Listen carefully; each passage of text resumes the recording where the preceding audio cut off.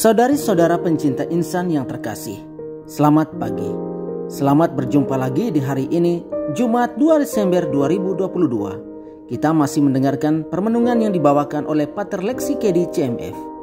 Dasar permenungan kita diambil dari Injil Matius bab 9 ayat 27 sampai 31. Mari kita dengarkan bersama.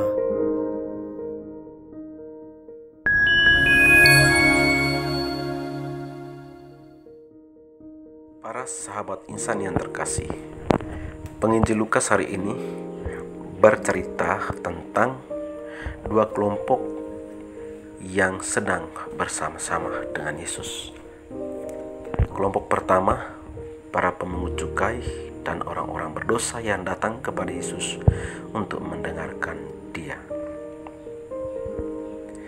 Para pemungut cukai dan orang-orang berdosa adalah kumpulan orang-orang yang sedang mencari sumber kebenaran dan tempat pemulihan hidup yang tepat.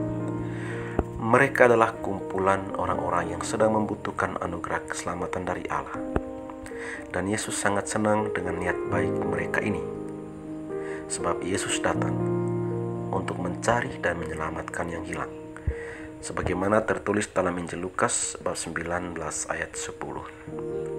Sebagai orang-orang yang terhilang, para pemungut cukai dan orang-orang berdosa tentu memiliki pengharapan yang besar untuk menerima pemulihan dan keselamatan melalui Yesus yang mereka dengarkan pada waktu itu.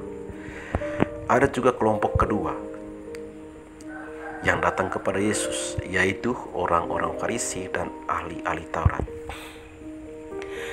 Mereka ini adalah kelompok orang yang sangat sibuk mencari-cari kelemahan dan kesalahan Yesus, baik dalam pewartaan maupun dalam tindakannya.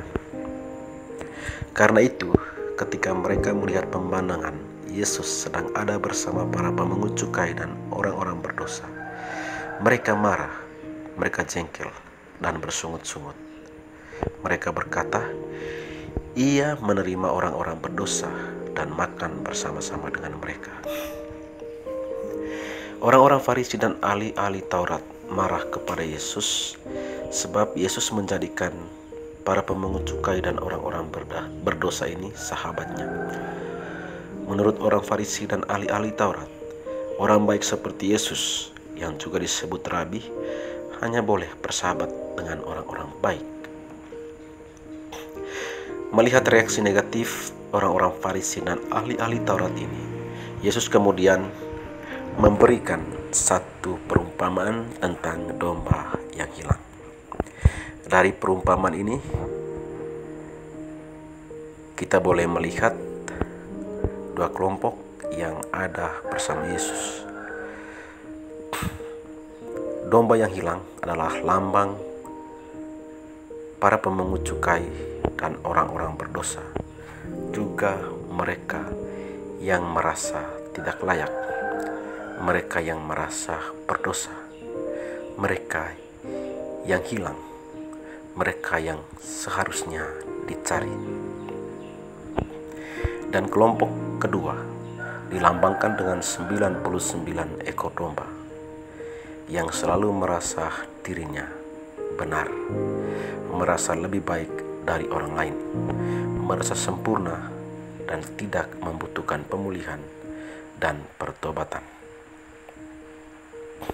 Yesus menegaskan melalui perumpamaan ini bahwa akan ada sukacita di surga karena satu orang berdosa yang bertobat, lebih daripada sukacita karena 99 orang benar yang tidak memerlukan pertobatan. Lukas bab 15 ayat 7.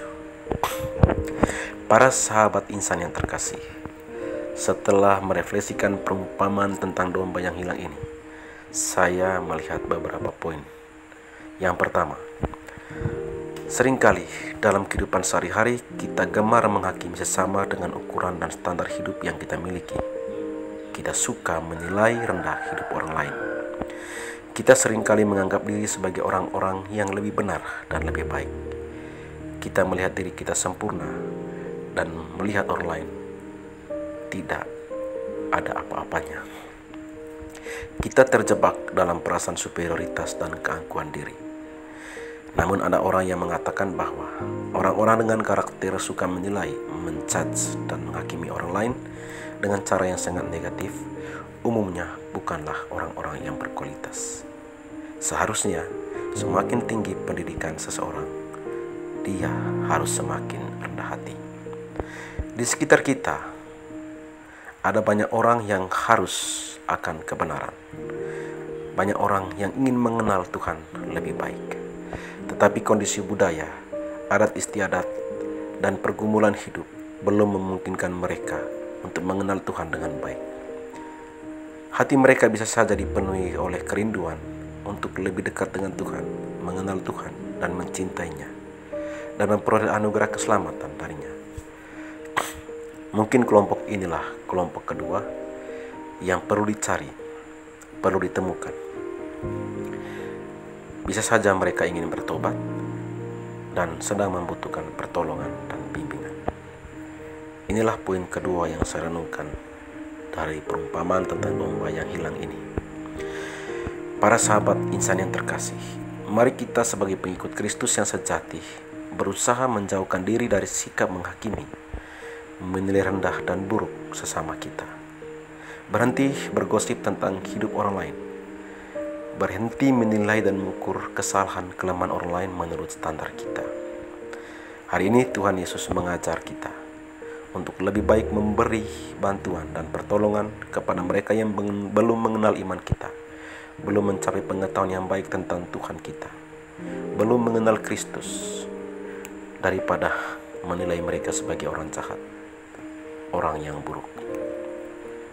Kita diminta untuk berani memberikan bimbingan, pendampingan iman, dan kesaksian hidup yang benar sebagai orang Kristiani kepada mereka yang sedang tersesat. Semoga kualitas hidup beriman kita dari hari ke hari semakin lebih baik. Selamat berkarya. Tuhan Yesus memberkati.